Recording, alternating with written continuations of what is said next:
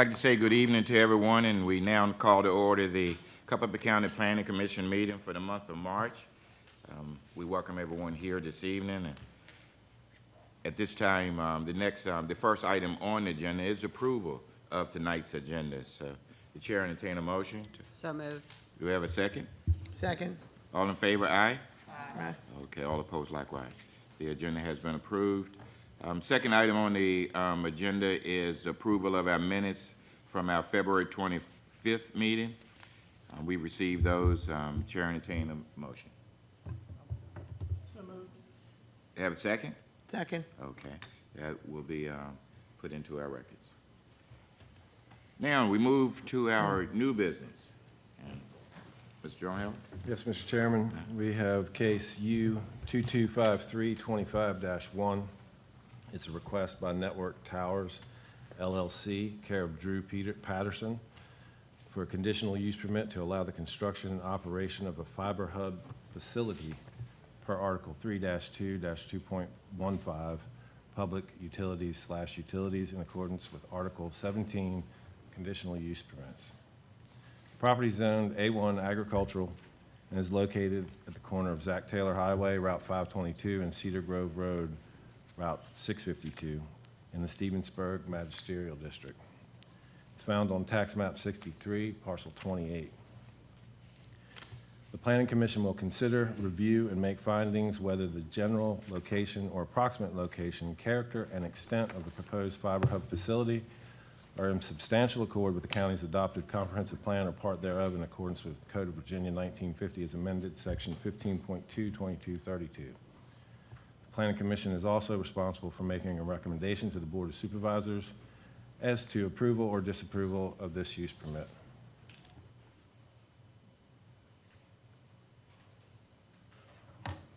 Mr. Chairman, if you'll look at the map up on the screen, the red parcel is the parcel where the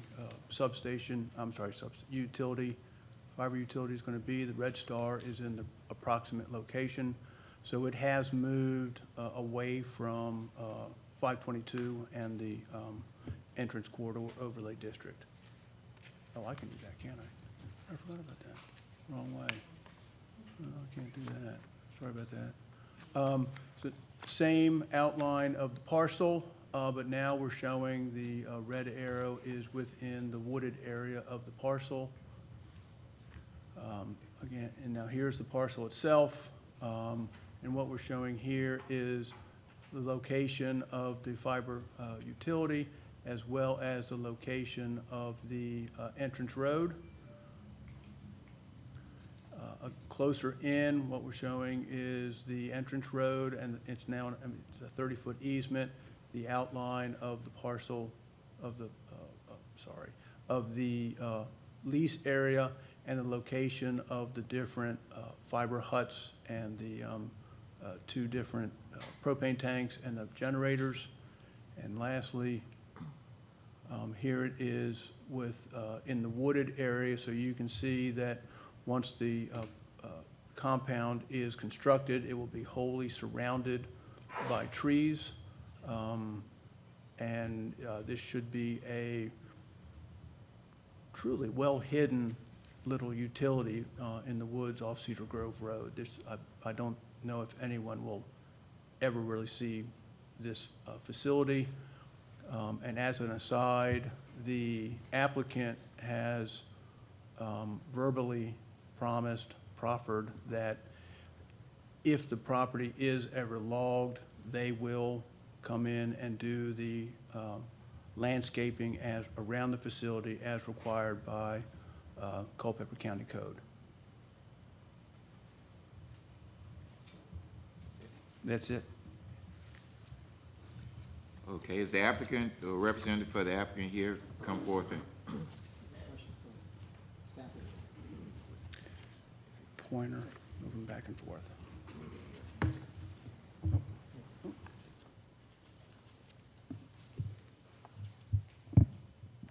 Mr. Chairman, members of the commission, good evening. My name is Drew Patterson. I am the director of Network Towers. As some of you may recall, at the January Planning Commission meeting, staff and the Planning Commission recommended approval of the request. Following the meeting, Ms. Gugino, the board member, reached out to me, and we sat down, and she told me where she would like the facility to be. So we went back to the drawing board with the property owner. We renegotiated with the property owner, and we were able to locate the facility in a location that was not previously possible. Previously, the property owner had plans for this portion of the property, so it was off limits for us. However, we were able to renegotiate with them. And I think we found a location that addresses a lot of the concerns that were raised by the Planning Commission and the neighbors at the previous meeting. As you can see, staff already went over this. We did locate the facility completely in the tree line. This is the exact location that Ms. Gugino recommended to us. It is 100 foot off Cedar Grove Road. We moved it 892 feet further from Route 522 than what it previously was. Now it's a total of 1,150 feet from Route 522. It's also 1,062 feet from the closest house on Cedar Grove Road. So we believe it's going to have little to no visibility from Cedar Grove Road. It's going to have no visibility from adjacent houses, and it's going to have no visibility from Zachary Taylor Highway. As staff noted, we did agree to a condition. We worked with staff on this to say that there was a concern what if the property owner logs the property.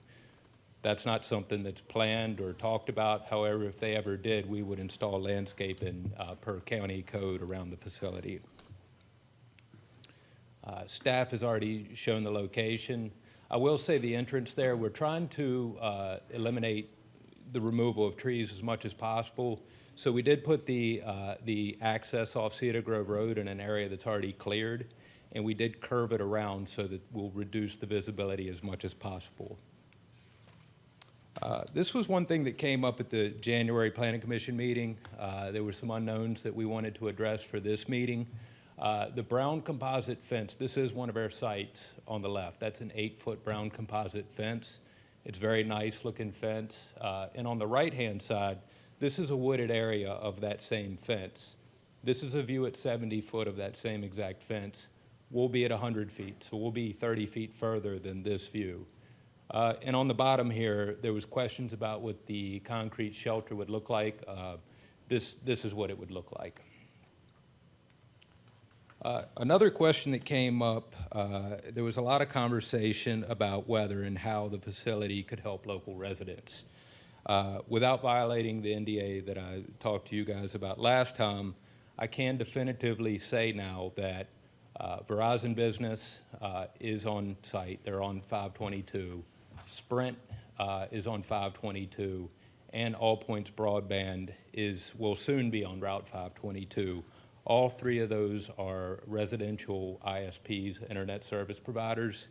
And I did extensive research, and I can definitively also say that every fiber provider out there, whether it's residential or otherwise, does have to install boosters or cabinets or distributors at set increments, same as my client. So what I can say is this facility definitely could help any residential ISP provider or non-ISP provider. It provides a location to put their cabinets in a fenced-in area rather than on the side of the road where, quite frankly, the county or the Planning Commission or the board may have no oversight whatsoever. Also, there were a lot of questions that came up, as I said, at the January Planning Commission meeting. A lot of concerns, a lot of questions, a lot of unknowns. And I wanted to go through some of those because we did really try to address those questions between now and then. First of all, as I said, benefit to Culpeper residents. So this is a facility that could house a residential ISP. It could house a non-residential ISP. Every fiber provider could use a facility like this. We've already identified that there's multiple fiber providers existing or soon to be existing on Route 522. Visibility. We moved it within the tree line. We don't think it'll be visible at all or very limited visibility from Cedar Grove Road. Generator noise. It's the generators, their output is about 75 decibels. Typical 3-ton HVAC unit is close to the same. So it is minimal noise, but at the same time, the composite fence and the existing trees will even further minimize the noise. So we don't expect any noise to come out of this facility that will be heard from adjacent houses, Cedar Grove Road, or anywhere in the area. Lights and security cameras. They're going to be faced inward. The lights are going to be motion detectable, so they're not coming on at any time. They're going to be faced inward, so they won't affect any surrounding properties. Propane tank safety. Ms. Reams, this was something that you had brought up at the last meeting. We did move it out of the field where farming activities could throw rocks or debris. But we also did a lot of research just to make sure that air propane tanks were safe. The tanks meet fire code, they meet spark radius, they're double walled, and they're very low hazard in open air environments. The only time that propane tanks are of high hazard is when they're in an enclosed environment where gas leaks out of them, in an enclosed environment and there's a spark. That is a dangerous situation. This is not. Air propane tanks will be comparable to a house propane tank. A little bit larger, but same safety as a house propane tank. Fiber safety. Network Towers doesn't own the fiber. However, what we can say is that fiber optic cables do not emit any radiation. Expansion. This was a concern that we may go outside of the limits of this permit. We have no intention to do that. And I can say I talked to staff, the conditional use permit, if we needed to expand, then we'd have to come back to you guys, back to the board to get permission to do that. I will say I even offered up to staff, even though they said it's not necessary, we'd be agreeable to a condition that says that we can't expand. We have no intentions of doing that. And then last, compatibility. We feel that this location is far more compatible than the old location. It'll be within the tree line, 1,000 foot plus from all houses, 1,000 foot plus from 522, generate no traffic, generate almost no noise, and will boost fiber signal for the community residents. That's all I have to present to you. I'd be glad to answer any questions on the new location. Okay. Thank you very much. Anyone have any questions for the applicant at this time? We can do that now. I do, Mr. Chairman.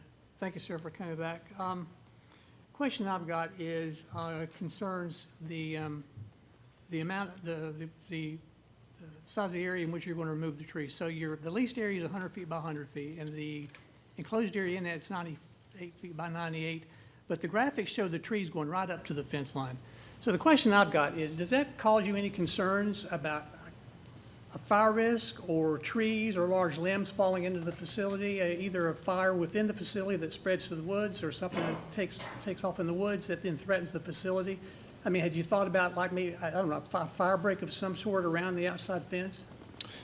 Yes, sir, fair question. So we do clear far enough out so that limbs aren't hanging over our fenced-in area.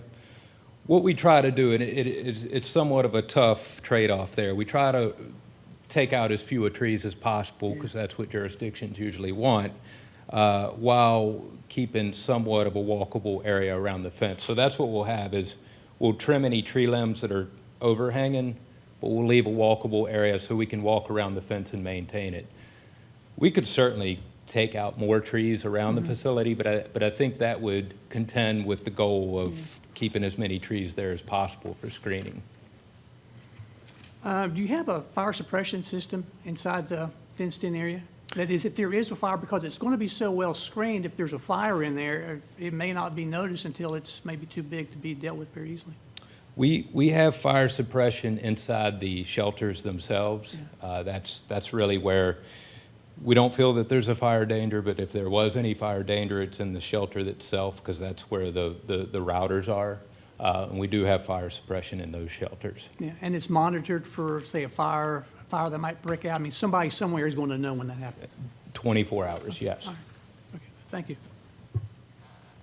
Okay, anyone else? So, talking about fire suppression, what are you guys using for fire suppression?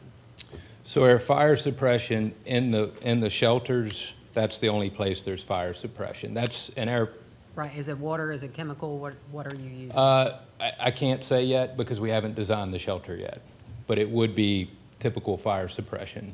I don't know exactly because we haven't ordered the shelter yet. Each one uses a different type of fire suppression. Okay, so, and if I remember from last time, there's no site or staff on site 24/7? Correct. So there is no restroom facilities or anything like that? No, ma'am. Okay, so it's probably gonna have to be chemical unless you're planning on digging a well. Perhaps. Okay, I assume that's a fair point. all right. Now, you talked about that potentially residents could benefit from this, but the particular client that you're mainly building this for at this point is not solely a residential, correct? I didn't say that. Okay, I just I'm can't asking divulge you. who it is. I'm not asking who it is, but is it for residential or It will benefit residential, yes. solely? I cannot say that. Okay. And then the noise that you quoted, is that per generator or total for all the generators running at the same time? That's each generator. So if we were in a power outage and they had to kick on, we would be way over that level then? Yeah, it'd be, each one of them would run at 75 decibel levels, yes. But with the fenced-in area and the trees, it would muffle that noise. And again, if air generators come on, they would come on at the same time as everybody else's generators. It's only an emergency situation.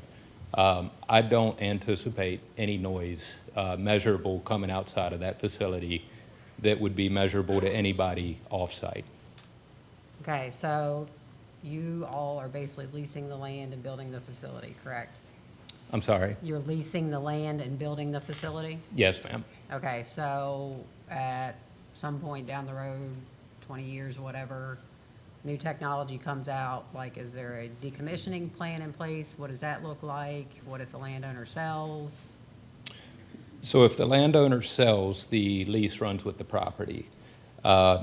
As far as decommissioning, I would assume, and I'll have to defer to the county, like a typical cell tower site, if the use ceases to be used, then I would imagine that it has to come out within a certain amount of time. And if you wanted to put a condition on it that says that, we would be agreeable to that as well if there's not a current code. Okay. That's all I got for now. Okay. Anyone else? I don't have anything. Well, go ahead. There you go. Yeah, can I ask staff a question first? Yeah, let me just ask staff a question first. So this was here to see us in January, and we recommended approval. And it went forward to the Board of Supervisors, and they made some changes. Or they agreed to, I guess I don't understand why do we see it again? It seems to me that we approved this, and it went to the board, and the board had some things they wanted to get accomplished, and it sounds like they got them accomplished.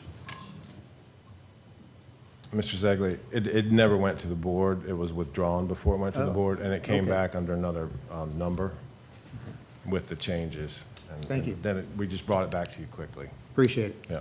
I think I could speak to that a little bit. So following the Planning Commission meeting, I spoke with Ms. Gugino, and she had some concerns about the location. So we met in person and discussed how to go about incorporating a new location. We initially thought that we could just go to the board with the new location. She thought that it would be cleaner, since it was locating 1,000 foot north, to withdraw it and come back to you guys. Okay, that's fair enough, thank you. We talked about needing these, boosters, if you will. Who does that analysis that says, yeah, we need a booster here?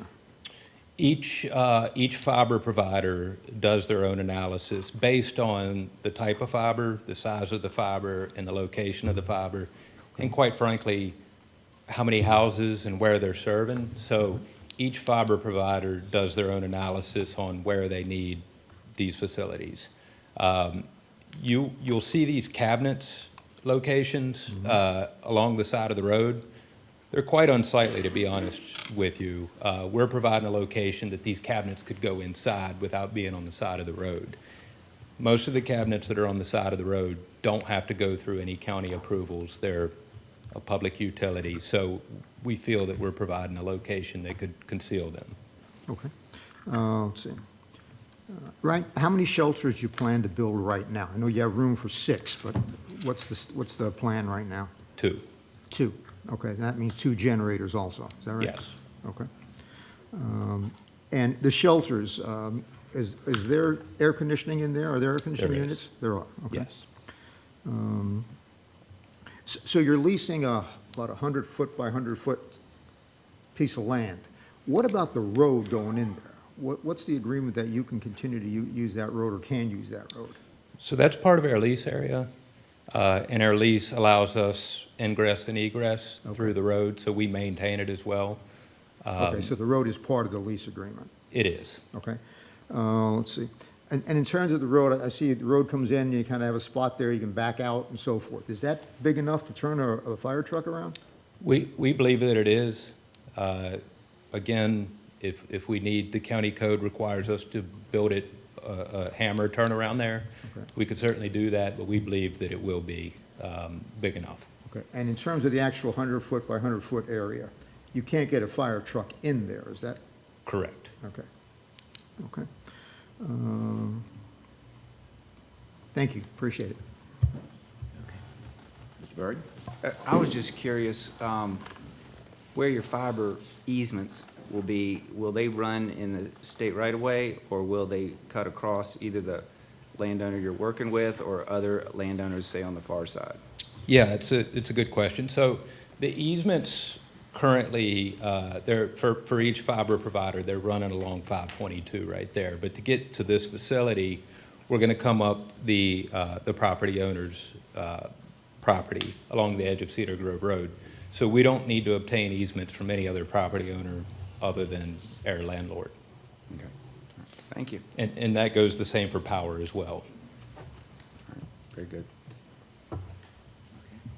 Yes, go ahead. Thank you, Mr. Chairman. So this is not the first place you've built? You have other locations, other facilities? We do. Have you had any fires, any other issues with any of those? We haven't. They're safe facilities. I mean, most facilities, take a cell site, for example, they don't have fire suppression, but we do on these facilities. You know what? Yes, sir. Thank you. You had mentioned, and I do appreciate you coming back and meeting with Susan and addressing the concerns that came up. You had mentioned that Verizon, Sprint, and Allpoints are potential clients. I take it they're not, right now, clients of the site, correct? Mr. Wilkes, as much as I'd love to narrow those down and tell you who my client is, I can't narrow down in that way. I did get confirmation that I can't tell you whether those are amongst them. Okay. So Verizon, Sprint, and Allpoints currently have fiber optics running, I take it, on the road or will, and so they could access this site. That's correct. And a clarification, Verizon Business and Sprint are currently there. Allpoints will soon be there. Okay. So they could potentially have access to this, but not guaranteed. They may not. So it's not necessary for them unless they're your client. So it's being built for your client predominantly. It is. And one point of clarity, so if any other fiber provider comes in there and needs to put a cabinet, per se, in their facility, then that'll take the position of one of the other generators. It'll take the position of one of the other shelters, and it'll be a cabinet instead of a shelter. How many, when you say a cabinet, so the shelters you're building are different than the cabinets? They are. The shelters are smaller. Generally, they're a little bit smaller. They don't need as much equipment. But the technology, it's still boosting the fiber. It's providing light to the fiber to go the next extension. And that goes regardless of the fiber provider. They all need that technology. I take it these are built in a way different than a lot of the ones are built. Sounds like some of them are along the side of the road and fairly.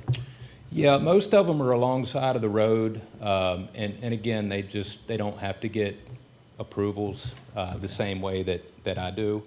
But yes, they just put them on the side of the road. And So are these built in such a way probably to prevent terrorism or to be more in line with keeping them safe in that respect? correct, Okay. yes. And then last, I guess, so Verizon, Sprint, and Allpoints or other potential customers may not see a need to use this site. They may have other ways of boosting their signal. It's just there as a potential for them. It is a potential, Okay. yes. So what I will say is they will need the technology. Okay. Whether they choose to go here now or in the future or ever is unknown. Okay.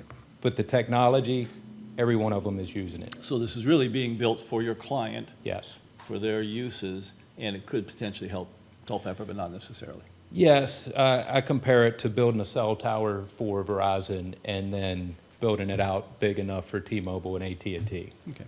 Yes, All right. Thank you. thank you. Okay, anyone else? Yes, okay.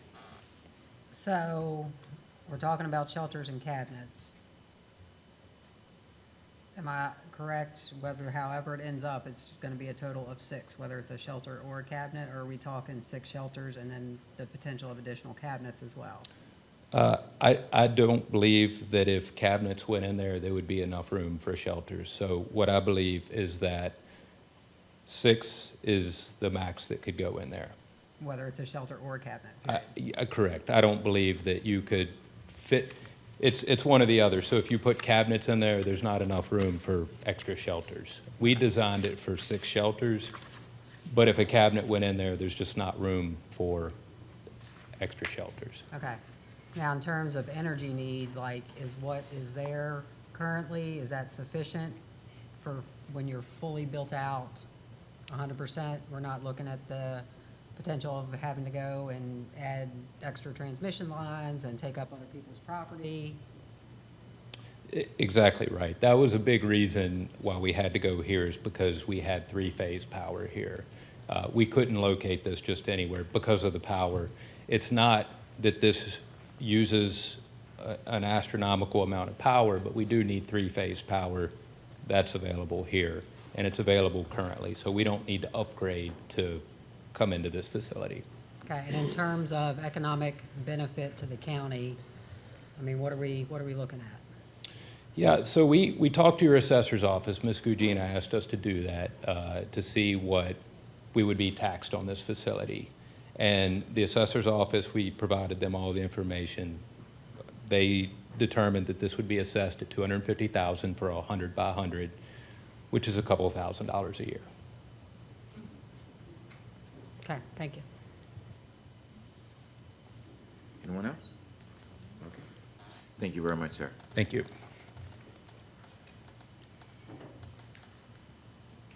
At this time, we now open the public hearing.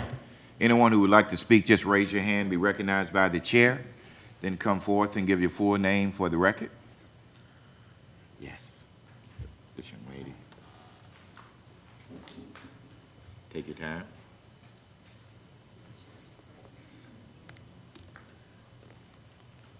Hello, my name is Tammy Schulte, and I live on Cedar Grove Road. My concerns are not really, you might not think they're major, but I read through everything, and there's some wordage that concerned me a little bit that I think needs to be corrected. Maybe it doesn't, but let me go to my first. Mr. Patterson did address the part of their letter here, their planning, their vision, continue to provide prompt and effective community resources while logically expanding and enhancing the related facilities. That, I think he addressed that, but the potential to grow, if it did, if the facility needed to be expanded, where would that go? On down the road toward our house, or where? I mean, I need an answer to that, which we can't answer right now, I guess.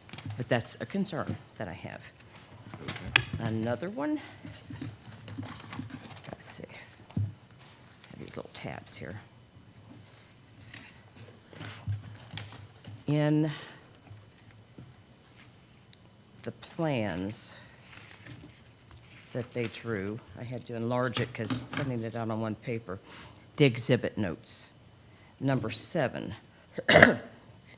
it says the area of the proposed cell tower. I think that needs to be changed because we don't know who this client is.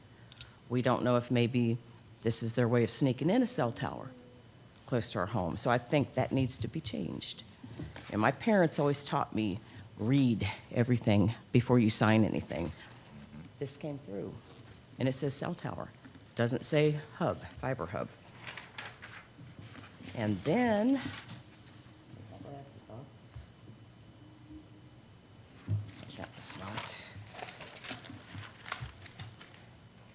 I think that word was used in another area. Give me just a minute.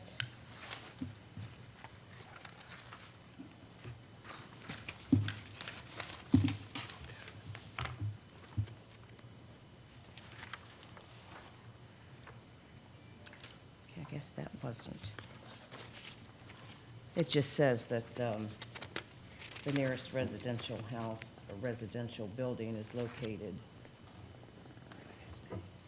In one of the places, it said at least 1,500 feet, and it's 1,000 some feet. I don't know that that makes a difference, but I'm a stickler for meaning what you say and saying what you mean. Sure, sure, no. And words matter, Yes. and I think that needs to be corrected before it goes any further. I mean, if you could do that here, that'd be great. My fears would be relieved, because I don't want to be surprised. You approved a cell tower by signing and approving this. So I appreciate Mr. Patterson going over the different, addressing concerns Good. and working with the residents and working with the council and everybody. We appreciate that, and we appreciate this opportunity, but please read this, Yes. and make sure that you know what you're approving. Thank you very much. Thank you. Yes. You are, come on up. Yes. You did everything right. Raise your hand and come up and. My name is Charlotte Riley. I'm co-owner of the property. Sarah Holder is the other owner. Okay. I'm glad to have this opportunity to address you. And I'm glad that the spot was moved, because the original spot I was totally opposed to. It was right out there in the beautiful field. Didn't like it. But it's going back in the woods. And those woods cover about 10 acres, at least, maybe 20. I haven't measured it. County records will show what it is. But I'm glad it's going to go where it is. And I want you to take a good look at it. Okay. Thank you. No problem. Thank you very much. Anyone else? Back in the corner there. Oh, and he's giving way to this young lady right here. Okay, so he just gave away his turn, so you know this. Sorry. Hi, my name is Donna Saldana, and this is my first time ever attending. Sure. I live in South Wales. But I noticed on your breakdown, there was nothing about water. How can the cables, because they are coated with chemicals, how can that, or could that affect seepage into water? And then we have, because we live in a rocky area, radon. So as you are building and opening up the ground, what's coming out? So have you guys thought about that? So just bringing that up because I didn't see any of that. So maybe you have researched it, I don't know, but that's a concern. Culpeper is changing really fast. It's being built up really fast. It's concerning because my husband and I, we moved out this way to get away from the city, but it seems like the city is literally coming to our front door. It's changing so fast. And traffic is building and so forth. So I'll be talking about the South Wales one. But I just wanted to bring that to your attention. Have you guys thought about the water and radon? What's going to expose your residents?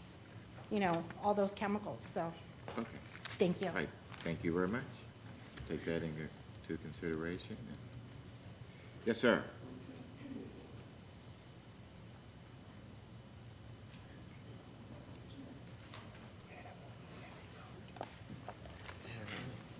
How y'all doing? My name's Travis Back. Just a couple things. I still would like to see it move to either to Commonwealth Park, which is right down the road, and I want to say it's within like a quarter of a mile from the location that it's at right now. And I think they have 3-phase electricity there. And I think it just would be better suited somewhere like that location or closer to town, something like this. Like the previous lady said, it is kind of concerning that we're getting these kind of things put on us, especially with all the data centers coming in. It's just kind of, when you see something like this and, I'd like to thank him for answering some of the questions I had previously. So, I mean, that's great and all, but, if he's not promising, I shouldn't say promising, but if the customer's not someone that's going to, benefit our area, our county, as far as, with the 2023 comprehensive plan, as far as, helping provide internet out in the country, out farther out. And I know you all were, really at the last meeting in January, y'all were really hoping that this was going to be something that would help kind of get that out farther out in the county. But if he, it'd be nice if he could kind of, if there was something to work out to where we knew that was going to benefit our community, and so that it would actually go along with the 2023 comprehensive plan, it'd be nice. And even if it's something like, I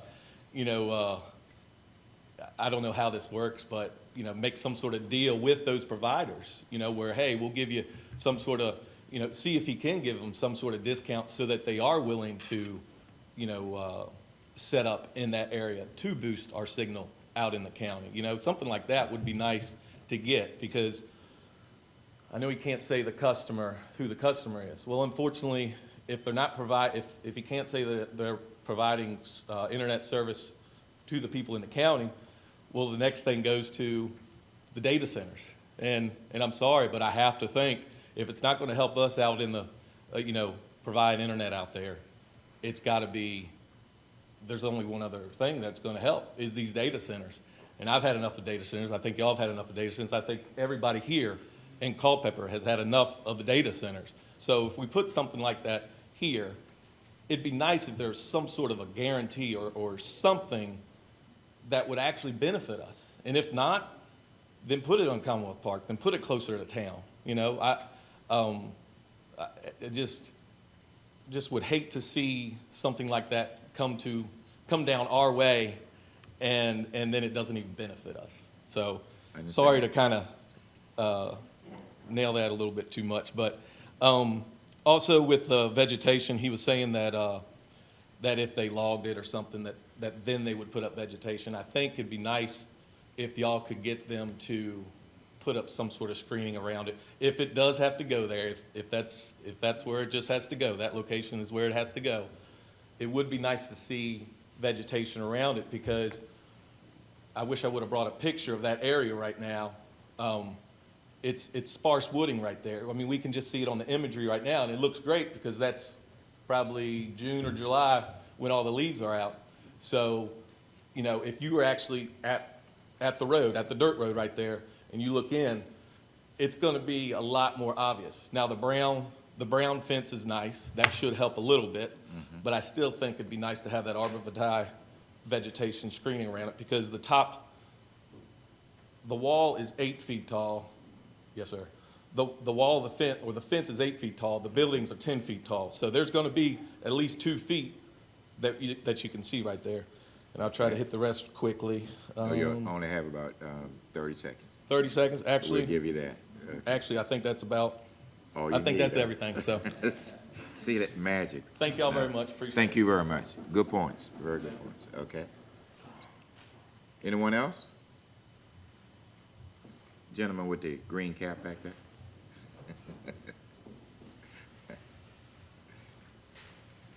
You're new to the community, aren't you? Yes, I'm new. Good evening, Don Haight. Happy to see you all. Walter, I like your haircut. I just had to mention it, and I couldn't get over that. $2,000 taxes generated, to me, that's pennies. I pay that much as a private individual. That's not a lot. I didn't hear of any proffers offered by the applicant. And my main concern is fire and rescue. With this facility where there's no one there, and the applicant used the word assume, which is probably the worst word he could have used tonight is assume. That means he doesn't know what he's doing, especially when he said he didn't know about the facility, he didn't know he was gonna drill a well, he didn't know about fire suppression. It just simply seems like he simply doesn't know. Thank you. Thank you, sir. Anyone else?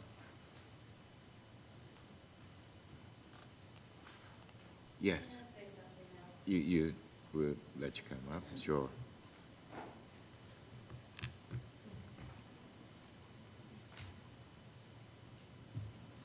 I've lived there for almost 24 years.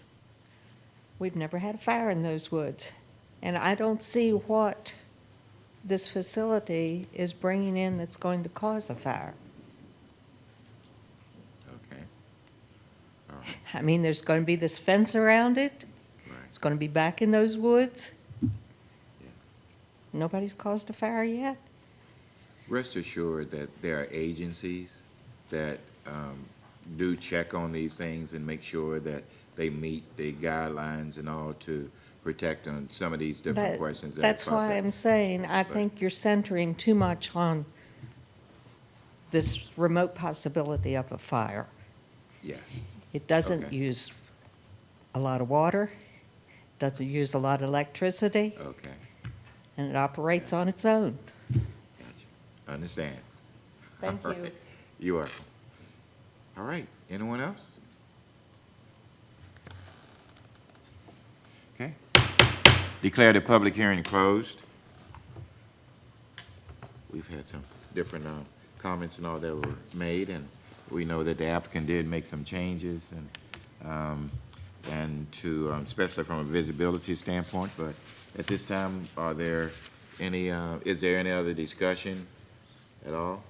Any other questions? Mr. Chairman, can I ask a couple For the of staff? follow-ups to the applicant? Sure. Have the applicant come back up for us. So let me just ask you, so is there any possibility, any intent that a cell tower would ever be built in conjunction with this, anywhere in that area? Is that just a typo somewhere in your materials? Yes, and I'm glad she brought it up, Okay. because it is a typo. We build towers, Okay. and somewhere in the engineering plans, there was a note about towers. There will be no tower there ever. And, you know, we're not, another concern was water. We're not connecting to water. We're not affecting the water. The fire suppression, to Ms. Ream's point, it won't be water. It would have to be some other fire suppression method. So we're just putting a base of gravel down. We're not digging down into the ground. We're not affecting the water source or anything of that sort. Okay.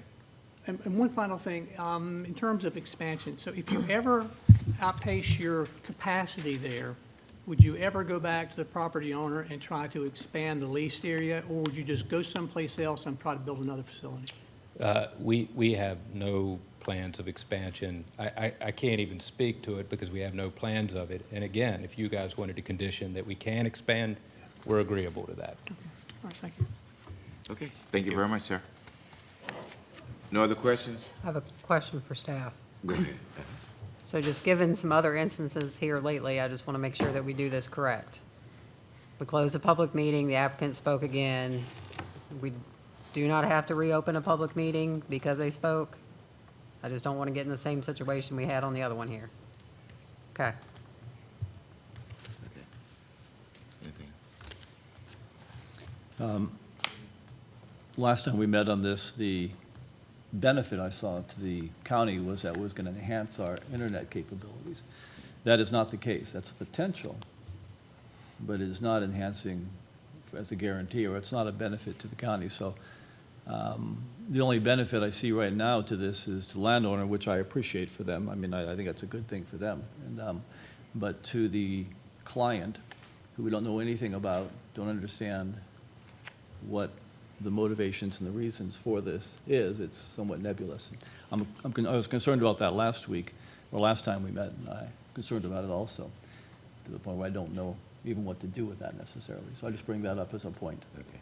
And understand, this is not just, not the first rodeo in a situation like this, and with an understanding that you need to have some of these things in place so that, you know, if you need that extra boost and all that, these types of operations will be in place. And, you know, it's not a guarantee that you're going to need it in this point, you know, you're going to need it all the time, and that's not the key, but to have that boost. And, you know, just like in the electric business, you know, you go so far, the further you go away from the main source, you know, the least amount of strength you have at that point. So you got to put something else to make it go further. And that's the same way it is in this process. And I agree with that, and I thought last time that was a very good point. Yes. That was made, but that's not the point. Right. It's not providing that at this point to us. It may. Well, that's the purpose. Yeah. Not the point, but it's Well, I the think the purpose. purpose is to benefit the client, which is not, I mean, I understand that too from a client's perspective. I wouldn't say that is there either. You know, we could look at that both ways. You know, there's a lot of parties involved, so we, you know, we don't look at it as it's strictly theirs. The client, that's their purpose, is to provide a service, and this is what they're trying to do. Sure. You know, at this particular I appreciate point. that. So that's all. Okay, thank you. Yes. Okay.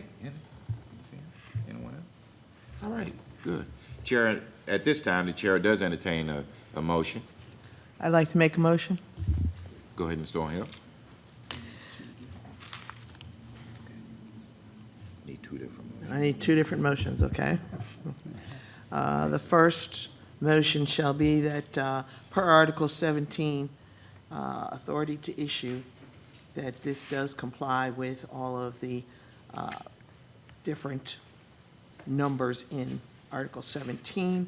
It is not in conflict with public health or safety. I think that we've heard enough safety precautions that were made. So I would like to submit the case U2253-25-1 does comply with, first of all, Article 17. In that little right in here. Okay. And Where it starts. He's got his highlight. All right. And substantially in accordance with the comprehensive plan or part thereof, accordance with the Code of Virginia 1950, as amended, Section 15-2.22-32.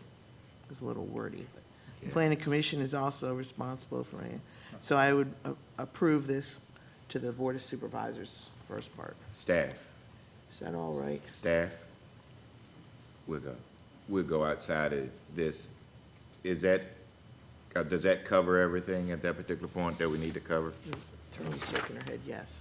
Oh, the attorney says yes? We Attorney don't need shaking an her head answer from yes? you. Okay. Okay, all done. Yeah, I'll defer to her. We have a motion on the floor. Do we have a second? Second. Second. Any other discussion? Being none, all in favor, aye? Aye. All opposed likewise? Okay. You get that, Morgan? Okay, thank you very much. Okay. We will send it forward with recommendation of approval. Second part. And now we have the, okay. All right, so the second part of this is for the conditional use permit for U 2253-25-1. And it shall include the conditions that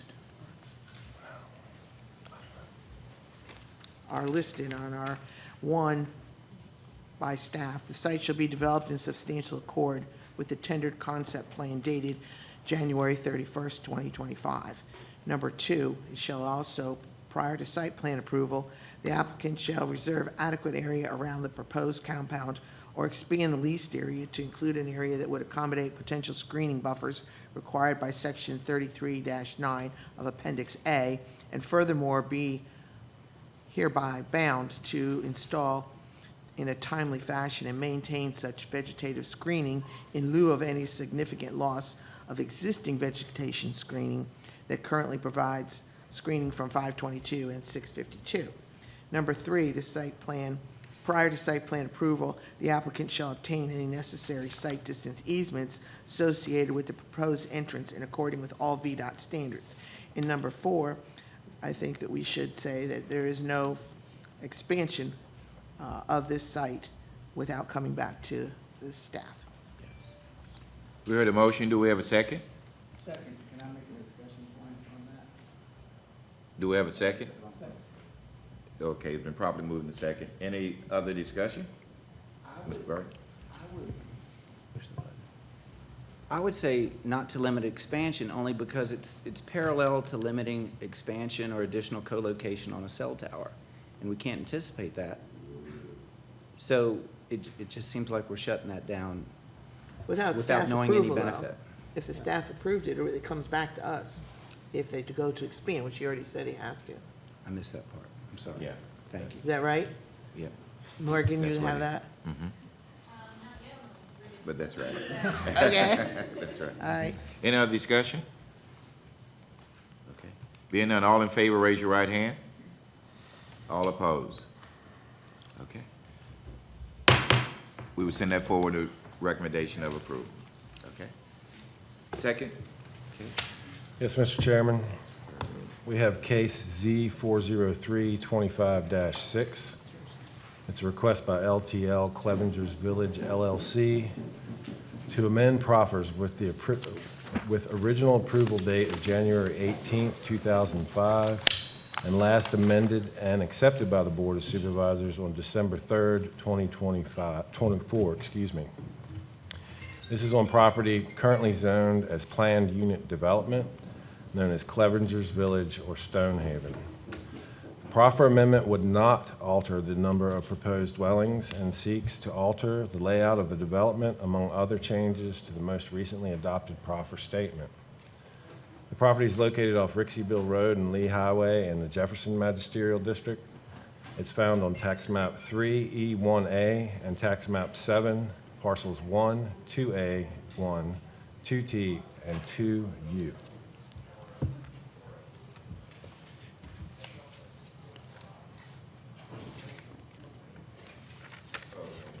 Mr. Chairman, I have a letter from the applicant.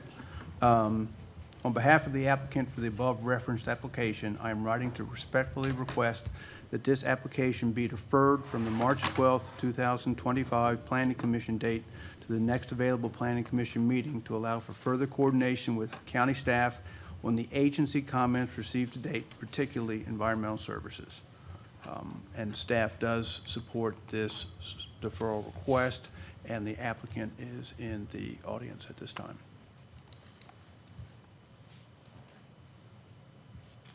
Would the applicant like to come forth and say anything for the record?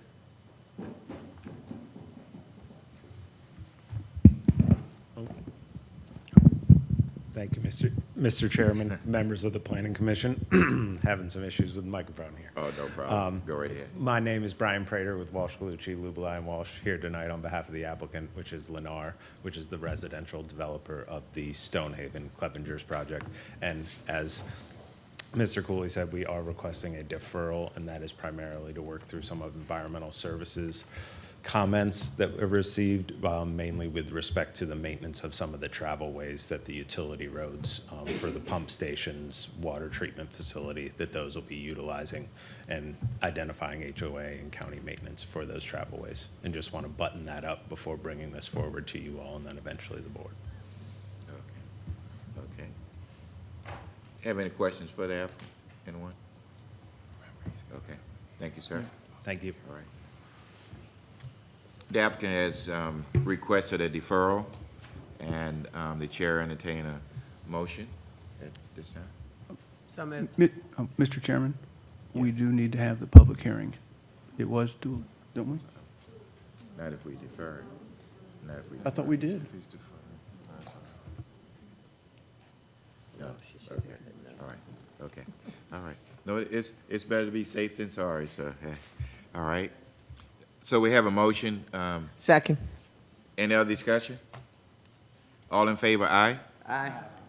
All opposed likewise. The deferral is approved. All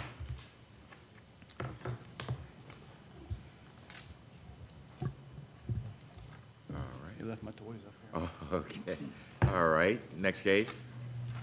Yes, Mr. Chairman, we have case U 2250-24-1, a request by Jacob Klinetic III for the conditional use permit to change the operations at Culpeper Recycling to allow for a municipal solid waste transfer station per Article 7-1B-2-3.2 and in accordance with Article 17 conditional use permits of the zoning ordinance. The property is zoned HI Heavy Industrial and is located off Brandy Road, Route 15 in the Stevensburg Magisterial District. It's found on tax map 42, parcel 12A.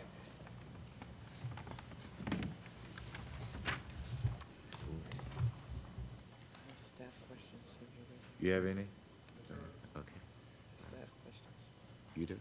Okay. I think Ms. Thorne has a few staff questions, and we'll just do that before we open the public hearing. All right, so I'm looking at the list of recommendations for information that we've not gotten. All right, so I see 8 things. Truck routes in and out, queuing space for the facility and storage for empty and loaded trailers, debris litter management for the site, plans for vector control and order control, plans for storage on site, including details, the type of materials, quantities, location, and duration, noise, scheduled operating hours, and I saw operating hours on the gate out there now. They don't seem to be in sync with what has been applied for. Maximum daily tonnage, operating manual for the facility, not that I care about that so much. But all those items seem like it makes this incomplete. So, Yes, ma'am. This letter came into staff today from the Director of Environmental Services, and we are, bringing it to your attention because we do believe it is important that these items be supplied to us before we can move this use permit forward.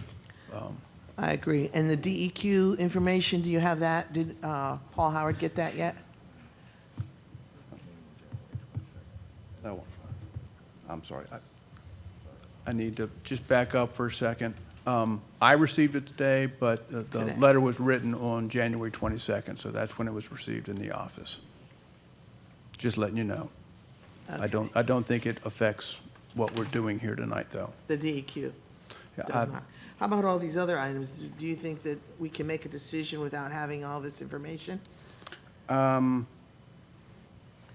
I think Mr. Howard is saying he'd like to have this information before he could move forward with making any type of decision on the use permit.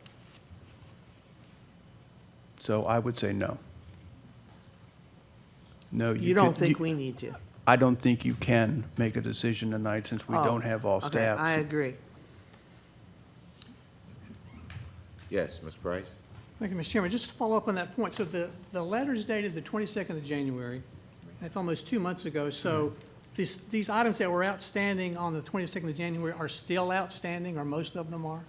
So in 2 months, the applicant hasn't provided these things that were identified then? I can't answer that one, Mr. Price. There was some time lag between when I really got involved with this, and so I don't know. I don't Okay. know why the time lag was. I just know that right now, we don't have the information, and as staff, I can't recommend that you move forward since we don't have the information. All right, thanks. Yes. Yeah, the applicants are here. Is here? The applicant is So here. we usually, we can hear from the applicant and Yes, sir. then we, make our, go from, yes. There's no reason to. No, you, come up, give your full name for the record and, Jake Clytenic, Culpeper Recycling. Been in business in that location 20 years. Have a current DEQ MRF facility permit for 1,200 tons per day. This is for an MSW, which is half of that 600 tons for trash. There's differences in trash and MSW and cardboard, wood, plastic, that kind of stuff. So they're different variations. Truck traffic, everything has all been answered. They'll have to go back through it and get it to you guys, but it has been answered. And you know, I don't deal directly with the board or the planning commission, so. right. All right, but. So you're saying that all the questions. All that those are on- questions have been answered, yes. Yes, and they're all DEQ questions as well as county questions as well.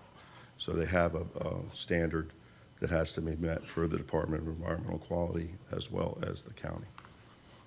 And they have been answered. All right, so the operating hours in the documents here says that it shall definitely not be from 12 midnight to 5 in the morning. Correct. But on the gate, it's got different hours, so should they not match? Monday through Friday, 7 to 4:30, Saturday, 7 to 11:30. The parcel, the red parcel is not the same parcel as the blue one. And on that red parcel, which is where the MRF facility is permitted currently, its hours of operation are from 6 to 6, according to our DEQ permit. 6 a.m., 6 p.m. Okay. All right, so that would be one thing that could match. All right, and then it's the same owner, just two different tax map numbers, is that correct? Correct. Okay. So, from a management standpoint, you manage both? Mhm. You do? Yes. Okay. All right, so currently, the truck is gonna come in, what is municipal waste, first of all, in your Trash, definition? trash. I know it's trash, but Yeah. what kind of trash is this? Trash, like what you would put in a trash bag from At a the home. landfill? At a landfill. So the landfill trucks will come from our landfill transfer, or no, who's bringing this trash? Our garbage trucks that collect So a garbage. subcontractor you have, right? You don't have, I have never seen JKE. Collect like- trash. What kind of trash? No, we don't collect trash, but Right, all. right, all- so some all trash. contractors, so any contractor could then start bringing trash into your place? Correct. And you would do what with it? We will take that trash and we load it into a walk-in floor, which is what the material recycling facility is. It gets loaded in a walk-in floor and it goes to the landfills. It goes then where? To the landfill or to the incinerator in Lorton or further landfills down in Okay, so it's Virginia. not going back to our landfill? Correct. Right. Okay, and what would be is it more expensive to bring it to you than it is to our county? No. You're And you doing have, this 'cause you and love them? Culpeper has more trash than they know what to do I with. know. And they don't have enough facilities to handle it. Okay. All right, And it's quite expensive for Culpeper as well. right. Paul Howard can speak All to right, so that. what is all the brown in the back there? What's all that Oh, brown? that's beautiful mulch products back there. There's double shredded mulch and wood chips and Is red that all on mulches. which parcel is that on? That's on, I'm going to say that's 42. that parcel's number's 42. I don't know which, the red one's 42A or 42-12A or something like that. I don't know them off the top of my head. All right, so. But that's in- 56 acres of former M1, which is now HI industrial ground. Actually, about 30 acres of that, and then the back 20 is agricultural, all buffered. So when you're looking at that red stuff, that little red 2-acre parcel, you got buffers in the front along Route 29. You got a turn lane along Route 29. You got 100-foot, 100-foot buffer all the way around that entire parcel that surrounds that little red parcel. So the brown in the way back is on A1 land? The brown on the way back is on A1 land, correct? Okay. And then if there's no turn lane coming from town, Mm-hmm. all right, and you're using like private vendors, private subcontractors, it just seems to me like that's a little bit more dangerous. Coming from 29 is Yeah, good, you have a decel lane. We've been in business there in that location for 20 years, and we're not asking for increased traffic or less traffic or more traffic. Well, you're We're putting tractor-trailer trucks back on the tractor-trailer road. trucks, trash trucks, pickup trucks, trucks with trailers on it. We've been in business for 20 years in that location, have not understand. had one accident. Yeah. In there, we have a turn lane, and that entire Brandy Road corridor, does need a facelift, but, that's Yes, it that's a does. discussion for Right. another time. But, I own a significant amount of that road front footage. And, I do want to improve 29. I've talked with Neil about that Yeah. multiple times. But, so you're willing to give up some frontage to get, I already have. you already have? Mhm. Because I know there Already was a VDOT plan, it was a 20-year plan or something to that effect for that whole Yeah, strip. I've heard of this magical plan, but I've never seen it. No, I know it exists. exists somewhere, but I have no idea where it is. And it has not come to fruition, but that Brandy Road, it needs it desperately. It does. And do you have water out there? or- We have, the water from town water. You have town water, so that's how you keep the dust down. Yes. And we have, if you want to talk about fire suppression, we have infrared fire system, and we have our own fire trucks. Yeah, I've seen the fire trucks out there. Yep. Okay. That's all the questions I have for right now. Sir, Yes, sir. Bring them. oh, sir, go ahead, Ray. A couple questions. Yes, sir. So we talked about what kind, you can have tractor trailers coming in here, I Mm-hmm. can bring my pickup truck out there, whatever. That's the kind of traffic we're talking about. Yes, sir. right? Okay. Is there any new equipment needed in your facility in order to accommodate No, sir. MSW? No. No, sir. Okay, this netting you talked about, that's just kind of to keep things from blowing around? Yeah, I mean, that's netting on the Okay, but backside there of are the. no hardware that has to be updated or changed out or anything like that? Correct. What we use already currently. Okay. We talked about, today you have authorization for construction debris for like 1,200 Correct. tons. Now you're going to make it 600 of that and 600 of this. Yes, sir. Can you give me any idea how 600 tons a day compares to what the landfill or the solid waste transfer facility out on 522 does? I don't know what 520, that would be more Paul Howard's line than mine. The GFL guys could answer that question. I don't know what the transfer station on 522 takes. Just don't know. Okay. And we talked about, somewhere in here it said we're not going to have any long-term storage of Correct. MSW. I'm not sure what does long-term storage mean? So in the permits, it's 90 days is the most you can have anything there for. But that would be an emergency situation when you had something that didn't come in that wasn't considered a trash product. It's nothing uncovered. Within 36 hours, it has to be off of the site. Okay. And somewhere did I read that you're going to have 3 containers that you could possibly hold stuff overnight in? Correct. And they're going to be covered? They're Is correct. that Yes, correct? sir. Okay. Let's see. I think the folks out in 522 did a great job in that facility, but if I go out and take my trash out there in the middle of June or middle of July, it doesn't smell very good. Yeah, yeah. So how are you going to deal with that issue? You know, I mean, it is, everything gets removed immediately, you know, so especially with the trash, I mean, it has to go in the walk-in floors, and they'll be sitting there for, you know, the next day's transport. You know, it is a mulch facility.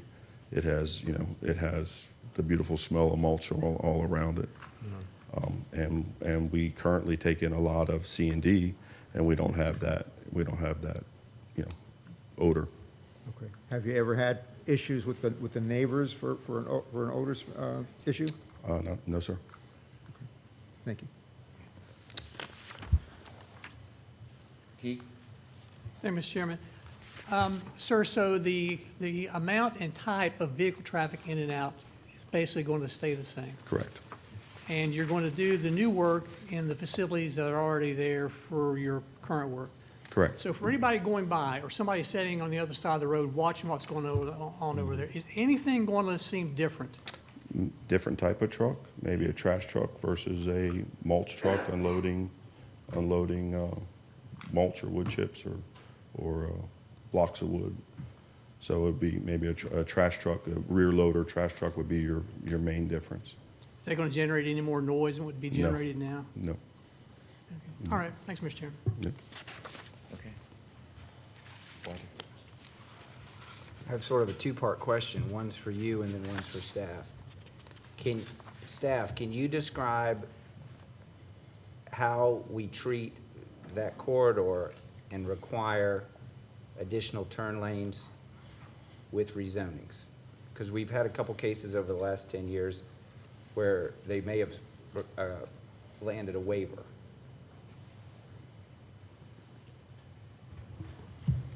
That would be a VDOT call. So that's a VDOT rule. That's, But well, how did it's, it dovetail with the rezoning and some businesses that we allowed? I'm not sure the rezonings you're talking about. I thought we talked about, we worked on Permatreat at one point, and then we talked about a little car dealership. There's a lot of discussion about whether it would have to have a center turn lane, and that never came to fruition. They weren't required to do it. I would go back to my original answer. We defer to VDOT on those type of things, and if VDOT comes in and says, your use is going to generate X, you're going to need to do X, Y, and Z, then that's what we tell the applicant is, for this to move forward, you're going to have to agree to do X, Y, and Z. Okay.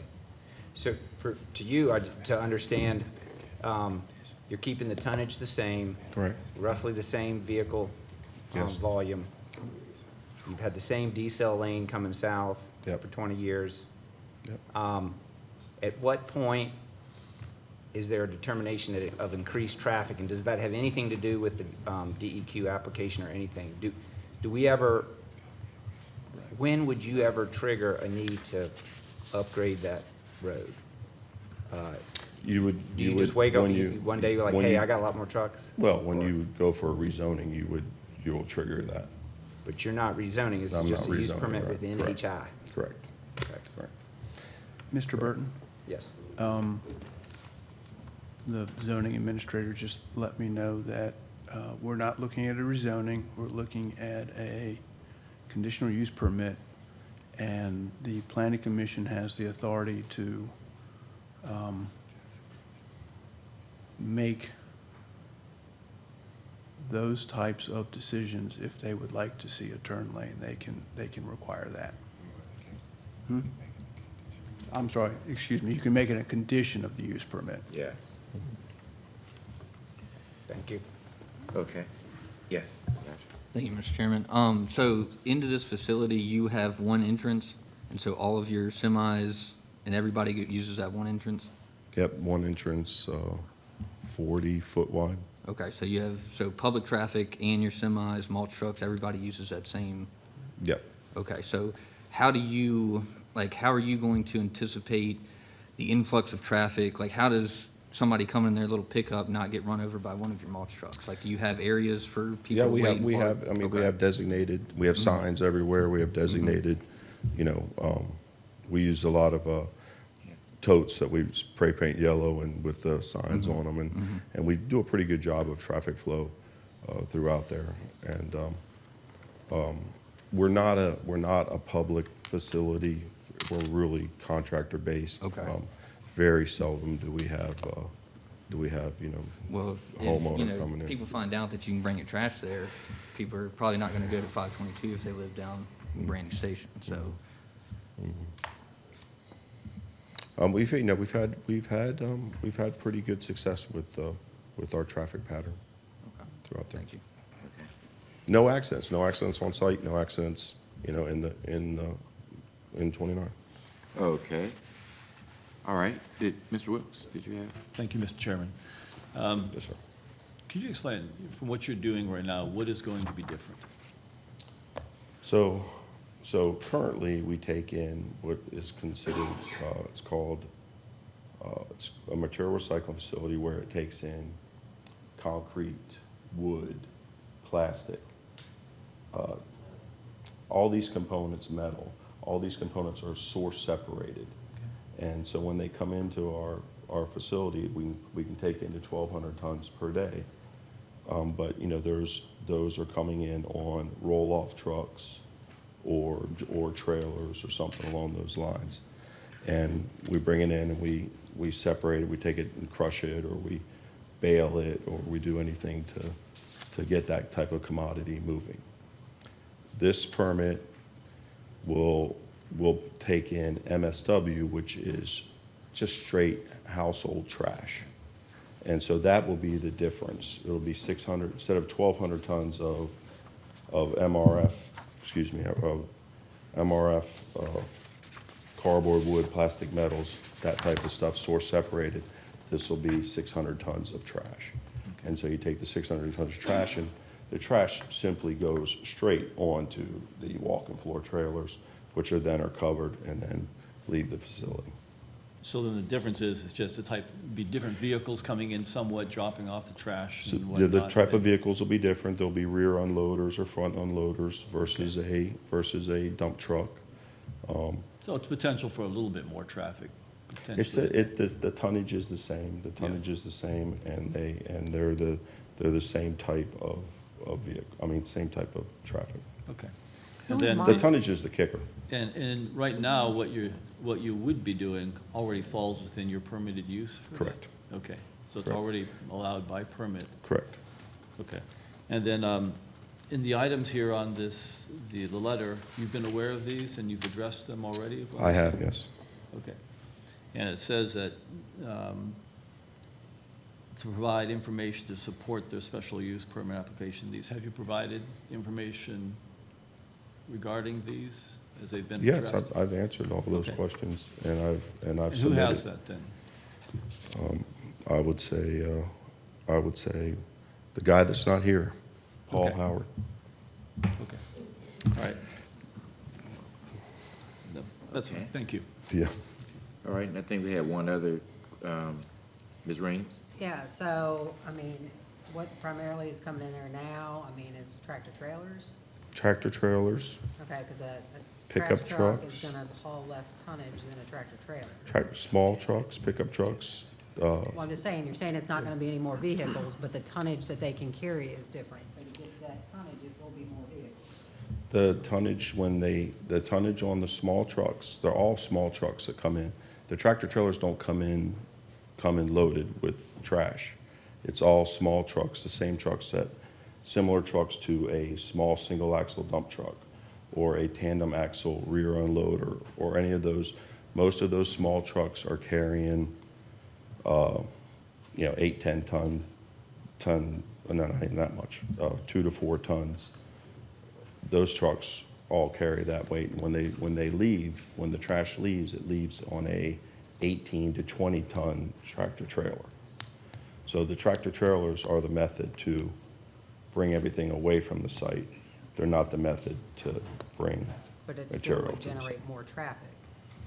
It's the same tonnage, 1,200 tons, and that traffic on those small trucks is the same amount I that comes in. understand that, but if they're going out, whatever your same tonnage is coming in, okay, Mhm. you're telling me it's, 10 ton every truck, whatever. It's gonna be No. the same. But now you got more trucks going out as well, correct? You have the same amount of trucks going out. You have 1,200 tons that leaves the facility every Every day. day. Every day, no matter what. Well, not every day, but I mean, sometimes it's 400 tons, what comes in, sometimes it's 600. We've never made it to 1,200. That could be a goal, but we haven't gotten there. We're more like 200, 400 tons. So That's then where we stay. why the need for such a large permit then? For future, for when you grow. I didn't, you know in business to say with one truck. Okay, are you currently in full compliance on all the pieces of property there with county, Oh, state, no, not even federal, and close. DEQ? No. Oh, DEQ? Federal, Federal, state, state, no, DEQ, and not county? even close. You're not in compliance? Not even close. So if you can't comply with what you're already existing, why should we approve something that we're gonna have a good chance won't be in compliance at some point because you're not even adhering to the current standards that you should be? Yeah, I mean, there's lots of disagreements and different, my standpoint has always been mulch and compost are forestry products. And I argue that throughout the state of Virginia. And I've been quite successful in certain jurisdictions and different jurisdictions. We're going to rezone that entire property. So you'll get your chance at a turn lane coming up.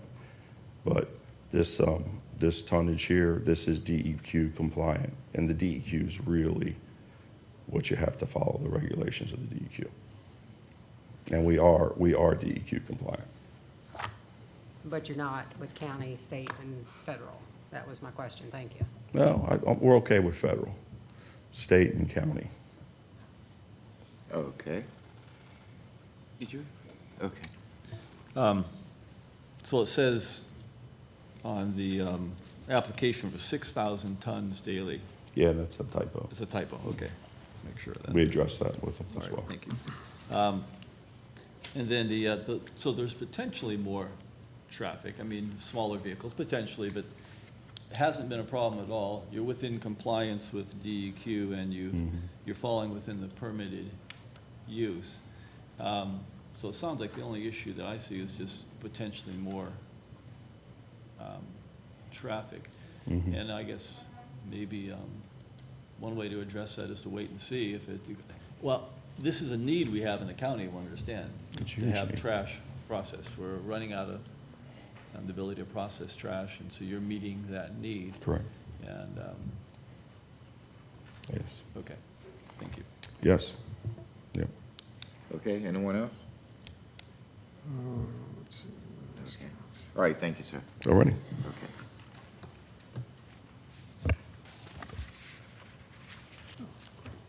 At this time, we're going to open public hearing. Anyone who would like to speak, raise your hand and be recognized by the chair, and come up and give your full name for the record. And this gentleman in the gray sweater, been waiting for this. John Bennett. My allergies are not dormant today, so excuse my voice here. Sure. Do the best I can. John Bennett, my office is right across the street there, 306 Northwest Street. Chairman Reeves, Yes. ladies of the Planning Commission, gentlemen of the Planning Commission. This thing about the inquiry, number one, the inquiries of Paul Howard. Paul Howard writes a letter and wants all these things.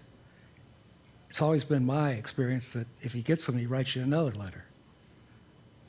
And it seems pretty mysterious that there's no documentation that these things have been answered. I just got into this a few days ago, and I right now have more questions than I have answers, because this is highly technical in certain respects. And you want to, at this stage, this is when you can address that, but at other stages, there won't be other stages. So that's something to consider. The fundamental question here is, what's the benefit and what is the need? You have a facility probably a half a mile down the road that's permitted for 2,500 tons per day of this same type of waste that he's asking you to consider at the level of 650. The county is permitted for 450 tons per day, and they're currently averaging 147 tons per day. So what is the effect of throwing more capacity into something that's already over capacity? You know, you want healthy businesses. They provide better services to the citizens. And you approve something where there's already plenty of capacity. What's going to happen here? You know, where is this coming from? It's not going to come from the people that are going to the transfer station. And there's already a facility right here in this area. Well, Fauquier County's got higher tipping fees, and they're much more stringent about what they'll let you unload. And they have inspectors that apparently take a closer look at everything. So it's very easy that this will become a waste disposal site for other counties. There's no restrictions whatsoever that have been proffered or that are legally enforceable, that this waste is going to come from Culpeper County. And if you look at the big picture economically, there's a lot of economic force to having trash come in, from other jurisdictions because of the costs involved and the ease of operations. The facility down the road, AMRF, is part of the Updike Industries. They've been in business for 50 years, very reputable. Ruth served on Planning Commission, Board of Supervisors. She's vice chair. Never been a question about their operations. You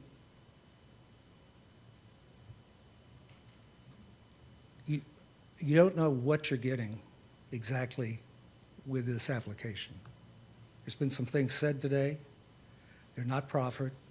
And another fundamental point is this application isn't in proper legal form. Code is very clear that an application for a land use has to be signed by the owner or a designated agent that has authority. This application is by this gentleman. If you look on the tax map information, these parcels are in an LLC. So they aren't in the proper posture to be considered at all. That you, under the Code of Virginia, you cannot take any action because there's not an application before you. That's legally sufficient. So, and you can't negotiate proffers in a meeting, you're not supposed to. So, can't start changing things around now. So, plenty of capacity. The facility just down the road, it's I'm going to wrap it up right now. Okay. It's got all the equipment to handle up to 2,500 tons per day. The only thing it would need to do, it's at 10% capacity right now. The only thing it would need to do to raise the capacity is get more trucks to haul it away. That's it. That could be done in a matter of weeks. Their capacity is very flexible. So what is the need for this? What is the benefit to the citizens? And, what is the benefit to the other businesses, too? Thank you very much. Thank you, sir. Anyone else? Yes.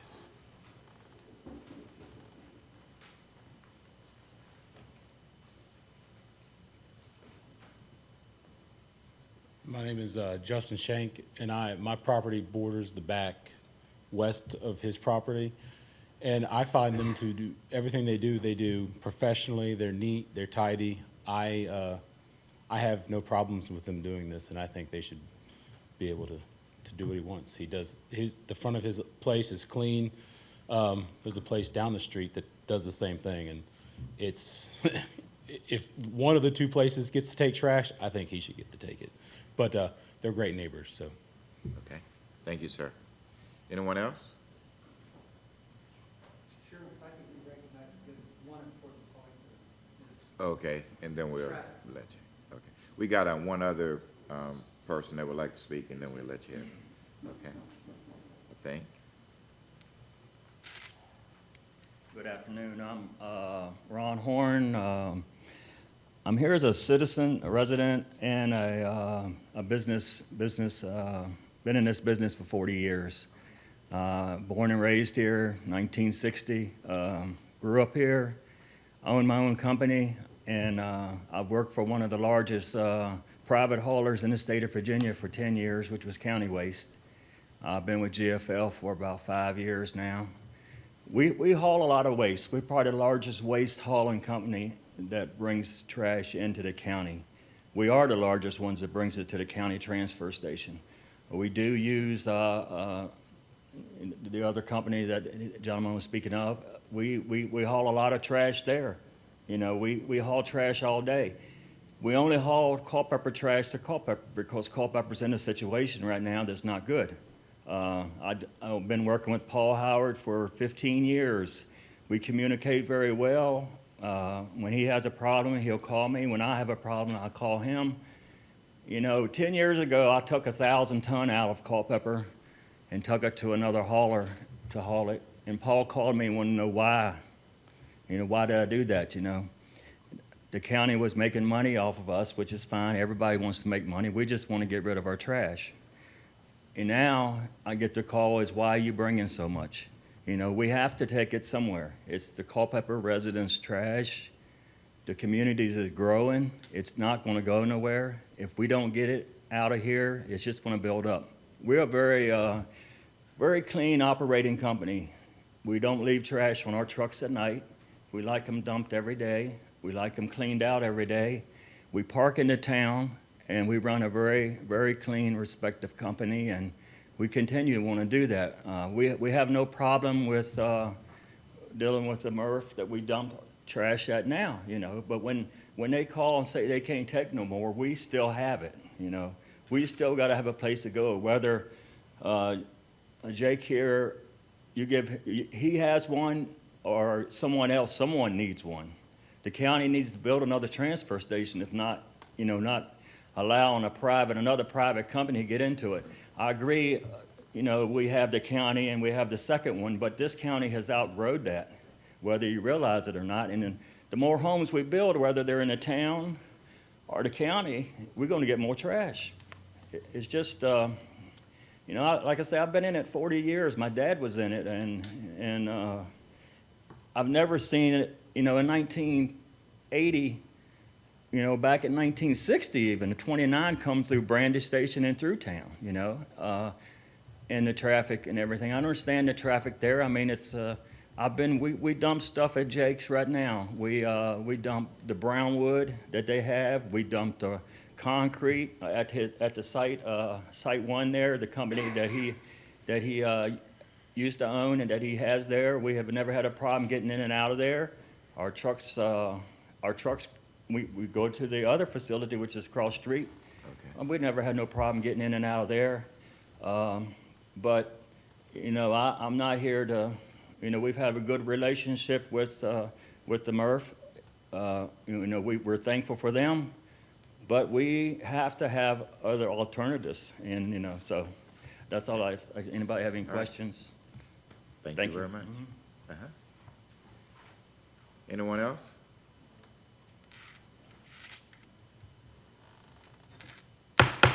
Declare the public hearing closed. Commissioners, we've heard some different comments and all there. Understanding that these issues that were requested, and I can understand, you know, the applicant and all that's going on, but if the county has asked for some different information, then I think was said tonight somewhere along the line that we should have that in writing and that it's been taken care of. And that's my only concern, is that, you know, we don't have it. So any other discussion before the chair entertain a motion? Go ahead. Yeah, my comment is that there are a lot of unknowns right now, and I think I found more unknowns after I came to the meeting than I had before I came here. So I don't think I've got enough information to make a logical or sound decision on any of this. So that's my perspective. Okay. Anyone else? Ms. Thornhill? Yeah, want to ask staff, so the applicant says staff has the answers. All right, you guys say, per this letter in January, that you don't have the answers, and Paul Howard didn't come. So what happened? I mean, do we have these answers, do you think, or what? I spoke to Paul today. He sent me the letter today and said that he did not have all of the information. Okay. So All right, what I would say is that I will reach out to Paul, and I will work with the zoning administrator and the applicant and figure out Clear it where up. figure out where the information is and get a complete package. Okay. okay. Anyone else? Mr. Price? Mr. Chairman, I would say, the one gentleman made the point that this is a growing community, and even though we may have some spare capacity now for household trash, we're going to need more because a lot of people are coming in here and they're going to generate a lot of trash. Yeah. So maybe we have spare capacity now, we won't have it much longer unless we begin to expand in areas that can be provided. But if we've got some disagreements or a lack of coming together on how the application is filled out and everything that's provided, we really need to get that cleaned up before we can, I think, legally move forward. Yes. Anyone else? Yes, Mr. Price? A question for staff. So the staff recommendations for conditions, there were 9 of them. So they are not specifically in reaction to Paul's letter. They don't clean, that's not an attempt to clean up the questions. Mr. Burton, I think there are some in there that are addressing Mr. Howard's comments. The responses were largely received in email communications that you might not have received, the responses to Paul Howard's comments specifically. The applicant did, as he received comments from the different agencies, make email responses, and if you look at the zoning, the zoning letter in there, he has provided some responses. Whether they're complete and comprehensive and in one neat packet and tidy, that's debatable. But the conditions were written with all of the comment letters in mind. So as a staff, we feel like, if these conditions are observed, I can't say 100% of all comments are addressed, but, many of them are. And definitely VDOT will be, adhered to in terms of their recommendations. And I'll stop there, keep going, but. Okay, thank you. Okay. Any other discussion? Chair entertain a motion. I'd like to make a motion. Go ahead, Ms. Thornhill. I would move that this application be deferred until staff can work with the applicant and Paul Howard, and we get some of these issues resolved. Period. Okay, do we have a second? Second. Any other discussion? All in favor, aye? Aye. All opposed likewise. Okay, we will defer this and until the next meeting, did we say that? I didn't put a timeline on it. I guess whenever they get it worked Staff, out. let us know this, right? We'll, from a deferral standpoint, is you all will let us know when it's ready to come to us again, right? Or you'll let the applicant know, based on that? Okay. Thank you. Okay, I have another question So, for you, John, Mrs. is there, we're going to defer this, it looks like, but is there, we have to have it done within a certain number of months? Is there a cutoff, I would hope that we could work with the applicant on what we need to do in the next 30 days. I would say 60 days at the outside, but Okay. I imagine the applicant would like to move forward quickly. Right. No, my question is do we have to have it done by a certain amount of time? Neil? Yeah. Yes, Mr. Secretary, Mr. Chairman. The Planning Commission does, per code, have the ability to defer for 60 days, if you so Okay, so desire. that's the max you can take. Okay. Okay, all right. And to the applicant, and, you say most of that is already, so if we just work and get this all together, then we should see you in 30 days. Okay, all right. So, been deferred until further notice.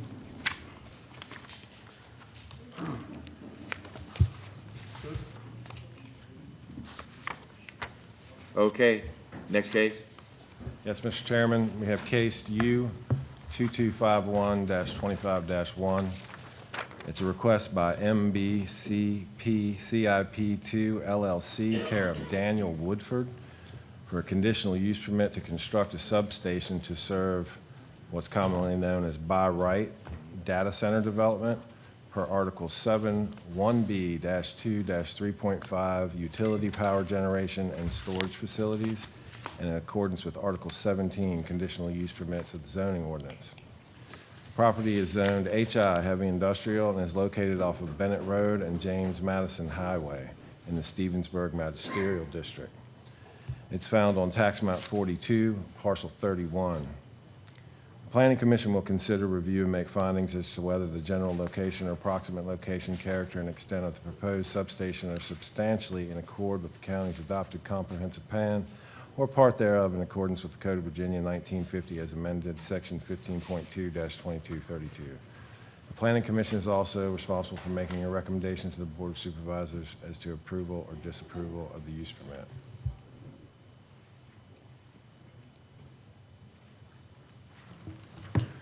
Mr. Chairman, there we go. Oh, great, red on red, sorry, everybody. This area highlighted in blue on the map is the area within which the applicant is looking to, tonight, to get his conditional use permit for the power station. As you can see here, right now, it is wooded and open. It does, on the southwestern boundary here, does border a floodplain along the whole, that southwestern boundary of the property.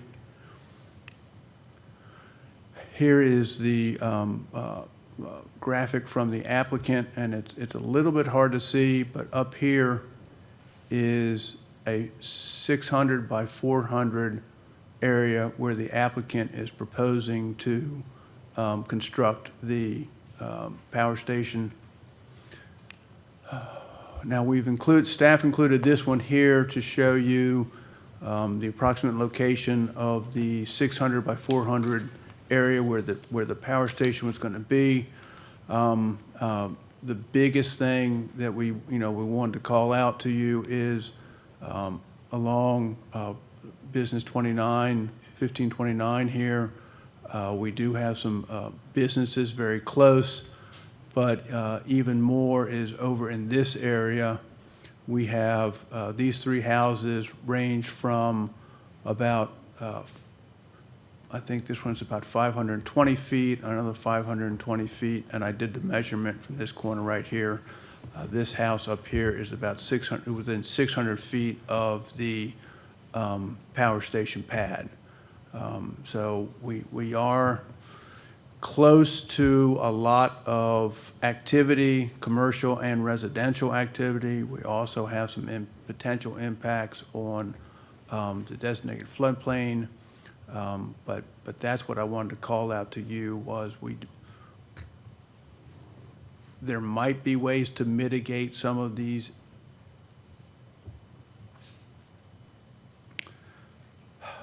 looking for the right word, impacts on the adjacent landowners, and right now I think that is one of staff's biggest concerns is the impacts on the adjacent landowners. Okay. Thank you very much, sir. The applicant or representative for the applicant here, please come forth and give your name. Good evening, Mr. Chairman. My name is Daniel Woodford. I'm with MBCP CIP2. I'm the manager, and we're the group seeking the CUP here today. I have a set of slides here that I brought to show the group. I just wanted to add a little bit more color to the area here.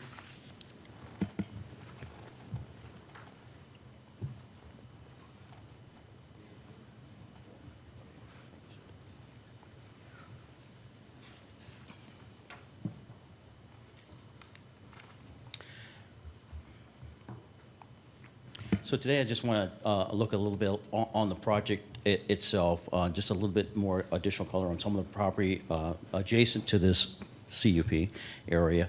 And then I want to address some of the concerns as we're talking, as we've talked to several members here in the community about this project itself. And we want to address mainly the electrical transmission lines potentially that will be coming that would be coming to the site, potential screening of that site that we would help mitigate some of the impacts around the area there, and then traffic management, which was another concern on that Bennett Road area. Oops. So this again is the area here as that was noted here. One of the things that we notice is that we're bordered to the north there by the railroads. We're kind of tucked in between some areas that provide natural screening there, but we are also looking to provide screening along the east side as well as on the 29, Highway 29 there along the property line. One of the things that I also wanted to point out is that the property adjacent to this property, we also own that property there, which is, which one's the, let's see which one's the pointer here, which is this property here, and that's the property line here, basically on the other side of our property. We also own that property adjacent to this parcel that we have under control today. With regards to the electrical lines, we've already basically engaged CPC, which is Critical Power Consultants, to help us to kind of mitigate, because one of the things that we were told as we're doing our research here is that the electrical lines were, of high concern. We've brought in a consultant to help us identify potential routes that these lines could go, and I want to show that a little bit here of potential routes. And now I'm not representing that these are the lines, I just want to show potential routes, and we would be an advocate for some of these kind of lower impact routes that we can show here. When we talk about screening, again, we were talking about screening along that east side of that property where that substation is, as well as on Highway 29. We would be looking to put a berm system in there with vegetation and trees and so forth to help kind of screen that area and minimize the impact of the view, the view there. And then we're also looking at the traffic impacts there. This will be part of the site plan, potential site plan, because we understand that that's a concern in that Bennett Road area there and the Bragg's Corner in that area there as we're coming into the site. And so we would also be willing to discuss how that could be improved with regards to this project. This is a graph of the technology zone currently as it sits here in Culpeper. The green areas is the technology zone where there currently are being proposed 230 kV lines inside this technology zone. And one of the things our consultant has identified is that all we really need to do, I won't say that, I won't say all we really need to do, but one of the main things that we could potentially do here is just basically connect here to our site, which is right here in this salmon colored area here, which we kind of pulled this off of the Culpeper site, but it doesn't have, it has multiple properties, but this is basically our site here. This is a graph from Dominion Power, which kind of outlines where the existing lines will be coming that are proposed currently in the technology zone. The white ones here, oops. Let's see, the black ones here are already existing. The white ones here are approved, and the yellow ones are proposed. And here's a line here that will be coming into the technology center in our site. I've added this line here, which is not part of the Dominion PowerPoint, but I've added this dash line here that shows the proximity of our site to the technology zone. So when we looked at this project, again, one of the things we wanted to mitigate was, the biggest concern, which was the electrical lines. And as we looked at the project, the technology zone is down here. And there actually is an existing line already that goes basically just north of the technology zone, across 66 and into our property area and beyond. Now, I'm not representing that this is the line that Dominion is looking to use, but it is certainly a route that we would be welcome to propose to kind of mitigate the impacts of any potential lines coming in here. Keep in mind that we own this property here that kind of extends out to here like this. And so these lines already kind of exist today, and our thought is with our consultants is that potentially, we would look to see if that existing line could be used for our project. So with that, I just wanted to show some ideas of what we're looking to do and just open it up for any type of questions or comments. Okay, thank you very much, sir, for the presentation and your comments. Do we have any questions for the applicant? Yes. Ms. Thornhill? All right, so it looks like this piecemeal thing. You want to put the electric substation in first, but it's for a data center. Well, so It says in here it's for a data center. it is. I'm not Okay. gonna, yeah. All right, so we don't know this data center information yet. We don't have that data center information yet. The first step is to solve the power constraints that exist on the site today. Okay, so how big is this data center? What does it look like? How are you going to access it? Because you say you can't come in from Bennett Road. Well, Norman Road to that substation, it doesn't seem like a logical place to go down into Neff Crane and cut through there. Yeah. How are you getting to it? So we would seek to, there's a dirt road behind there that we would seek to use. Behind where? I don't have the chart up, but. Tell me where, though. I know, I went down there. Well, it's to the north, east side of the property up there, so. Northeast. You're talking about the dirt road that comes all the way down to Neff Road, down to the Neff Crane Crane. That's called Norman Road, and it is Yeah. gravel. Yep. So, I mean, we don't have, I mean, that would be part of the site planning of this site. We don't have that Right, okay, identified currently. okay. I think, Okay. go ahead. Any other questions? Walter? I'm just going to explain where I went to look. So when I was at Inlet, I went over the tracks, and instead of turning left on Belle Prix or going straight, I forgot that road. Norman. I took a hard right on a little lane and went down to a gate, and I looked over and I saw some old barns back there. Is that the property where the old barns sit, through that gate? Yes. Okay. But that's part of your traffic plan, to access that, or are We you haven't- speaking of somewhere else? Yeah, we haven't put the full plan together. That would be working with my civil engineer. That's kind of a little bit further in the process, but that's something Sure. that will be planned and be presented Okay. as part of that plan. Okay. Well, understanding that that specifically was the parcel or space is very helpful. Thank you. Okay. Yes, go ahead. Thank you, Mr. Chairman. So you want to put the substation in the northeast corner of that parcel. So I assume the data center would go on the other side of the watershed that runs through that property? Correct. So how do you get the power from one side of the watershed to the other? So according to our engineer, that we would be able to traverse that. So you would just slap telephone poles and high transmission lines across the watershed?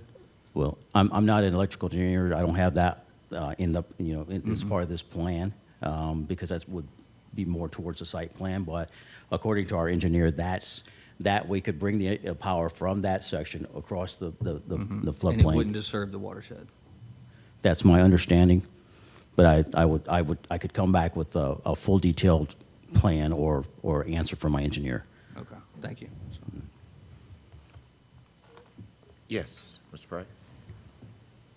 So I understand this is a by right data center project. Do you already have a data center partner? I mean, somebody who is going to build the data center, or is this an effort to get approval to put a substation there to attract a data center partner? We've spoken to some end users, but we currently don't have an end user in place. If you got the CUP to build the substation, would you build the substation, or would you wait until you had a data center partner and then build it in conjunction with them? We would wait and build it in conjunction with the partner. Okay, so of all the acreage that you've got there within the project area, why did you pick that corner for the substation? You could have put it someplace else. I mean, what if your data center partner, if you find one, doesn't want the substation there, they want it someplace else. I mean, and then what would you do? So our engineer basically identified this area as kind of a lesser impact area where we could tuck it in between the wetland area as well as the train tracks, and it kind of would be shielded from view. And so that's the reason why we've selected that area there. Okay. Have you, there are some residential properties near there. Have you talked to any of the neighbors about possible noise, possible lights, construction in and out those roads? I mean, have you made contact with any of the people that live around there that'd be impacted by it? We've spoken to the economic development. No, so the answer is no. We have Okay. not spoken to the individual owners of that area there. Yeah, I will just make the general comment. This seems like maybe this is a bit of the cart before the horse. Typically, when we see data center packages come in, it's a whole proposal to include a substation, not the substation that the data center is drawn to it. So, I mean, it's just an observation on my part. Sir. Thank you, sir. Anyone else? Yes. Yes, sir. So when you're constructing this thing, are you going to be using Bragg's Corner Road to bring in the construction equipment? That potential would be a route, yes, sir. Okay. Okay, I guess I'll make a statement as opposed to ask a question at this point. It seems to me, from my perspective here, that this is an attempt to bring in a data center. The county has kind of said, we don't want any more data centers, and. Or designated areas. Or put them in designated areas, that's right. And we've already approved 7 or 8 data centers. And of those 7 or 8 that we approved, I don't know that we know where the power lines are going in hardly any of those. So my perspective would be that I don't think we ought to look at putting any more power lines across the county until we figure out where they are right now. Because, I mean, we're going to get to the point where people are going to start screaming eminent domain, and we're going to be putting this stuff around, you know, people aren't going to have a choice. They're just going to have to live with what's there. So, from my perspective, this is a non-starter at this point. I agree. Okay. All right. Any other questions? Thank you very much, sir. Yes, sir, thank you. Okay. At this time, we now open the public hearing. Anyone who would like to speak on this application, please raise your hand and be recognized by the chair. Come forth and make your comments. Yes.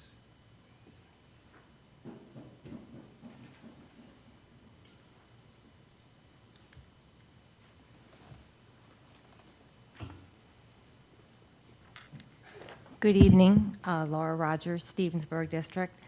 In the general note section of this application, sheet 2, it states, in quote, while an end user for the substation is not known at this time, the applicant is actively engaging in discussions with Dominion Power to determine the appropriate alignment of the power lines connecting to the substation pad, end quote.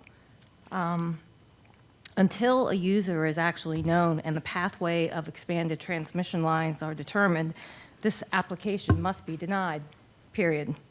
The county staff report noted concerns that transmission lines will be required to expand in the immediate area and beyond, and that it would create significant impact to landowners in the area. How far out is this substation perimeter? Will the impacts be felt? We don't know. Until we know where the impacted areas will be, then the county cannot agree with the applicant's project narrative stating that this proposed substation will not affect the health and safety of persons in the neighborhood. And without knowing direction of such added lines, it will injure property in the neighborhood. We just don't know which properties would be harmed. Since the applicant does not know the power company's transmission line path yet, the area citizens that would be impacted would never get a notice from the county about the possibility of these expanded lines going onto their property with the probability of eminent domain.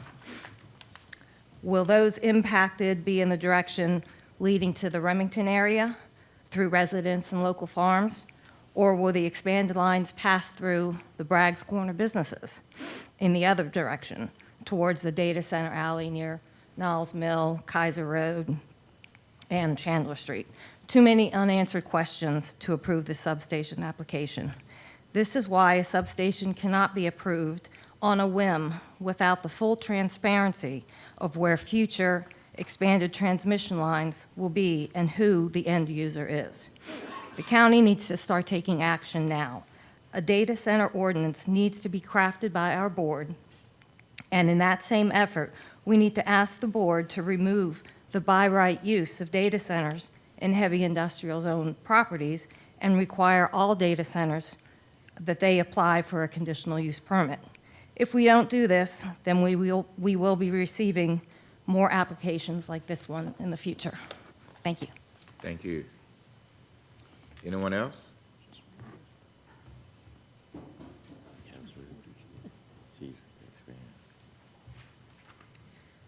Good evening. Sarah Parmalee, representing the Piedmont Environmental Council.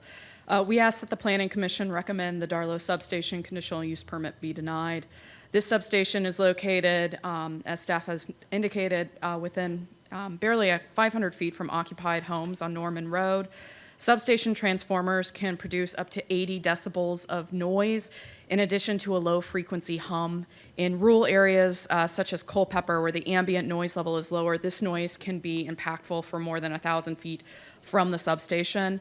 Unlike road noise or even other industrial noise, substation noise is constant. Instead of slowing down at night, it will remain constant. Low-frequency noise pollution can also be particularly disruptive, since the wavelengths can be more difficult to block than other frequencies and are unlikely to be stopped by a vegetative buffer. Exposure to constant noise can cause health problems, including sleep disturbance, difficulty learning or focusing, headaches, and even cardiovascular issues. Culpeper is about to see an influx of large substations, some of which will be very near residential areas, so we can expect this issue to be a growing concern to the health of the community. There is also a national shortage of substation transformers, so anyone trying to build a substation today will likely have to wait 3 years to see their equipment delivered, and may have to wait even longer for the site to have power. Dominion is currently telling new data centers that it may be 7 years or more before the sites have power. The data center industry is also still trying to figure out how it can make a profit from AI, which is seeing some industry leaders like Microsoft significantly pulling back on their investments in new data centers. Given the speculative nature of this project, it is entirely possible that the data center bubble that we are currently experiencing will have burst by the time this substation is electrified. Regardless of the Planning Commission's decision on this use permit, we would like to echo the sentiments that have already been said and encourage the county to remove data centers as a by right use in all land use categories. This would not affect any of the data centers that have already been approved where the county intended them to go in the tech zone, but would prevent additional data center sprawl. Part of the reason for the recent changes to the tech zone was actually to help the county maintain a more balanced portfolio of tax-generating industries. As Loudoun County is finding out, the over-reliance on data centers for tax revenue can be extremely risky, especially since this industry is capable of changing significantly over a very short period of time. We respectfully ask that you recommend the denial of this conditional use permit. Thank you. Thank you. Anyone else?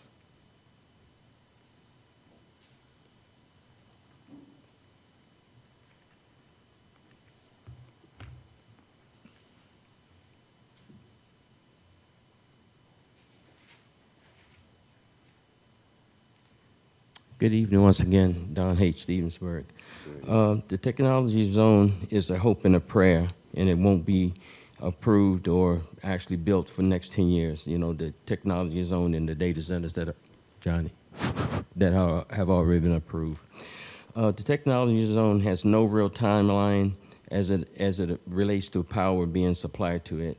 So you cannot depend, rely, or even consider adding to that particular power line when you absolutely have no idea when that power line will come. Eminent domain will definitely be used anywhere near this new transmission line that will come. No user, no plan, no go. No proffers, no proffers. Not a dime for fire and rescue and not a dime for roads. I do realize that it is by right, but it is a conditional use permit, and some profit should be put forward to help with fire and rescue. If you want to turn Culpeper into a data center desert, then please approve this site. This will put in motion new data centers along the new transmission line, but please do not allow Culpeper to become just like Loudoun County, just like roaches. Once you got one, they all will come right behind one another. Thank you. Thank you, sir. Anyone else?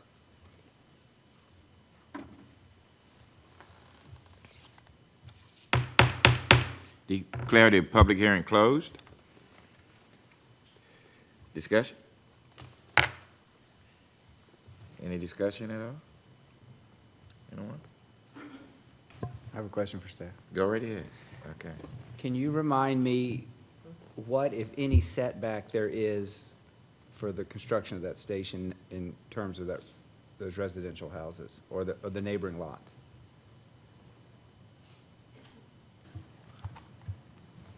Off the top of my head, I cannot tell you what the setbacks are for for anything off of a property line in that zoning district. I'm just not sure. Because some of those setbacks are pretty tight, but They're- I know in yes, sir. Stevensburg, one of the setbacks for that substation was like 13 feet or something. It was pretty surprisingly narrow, so. That's in the LI zone. Mr. Burton, the light industrial and heavy industrial setbacks are fairly minimal, and they're tied to height of structures. Right. And there's a little formula in there, but they're not extensive and what you would consider colloquially minimal, because it is heavy industrial and light Right. industrial. Thank you. Any other discussion? Chair entertain a motion at this time. Mr. Chairman, I move the case U 2251-25-1 be denied as it is not in substantial accordance with the comprehensive plan, as it does show significant impacts to the health, safety, and welfare of the citizens through the noise that would be emitted, as well as the potential expansion of those power lines. Okay. Have a motion on the floor. Do Second. we have a second? Second. Been probably moving second.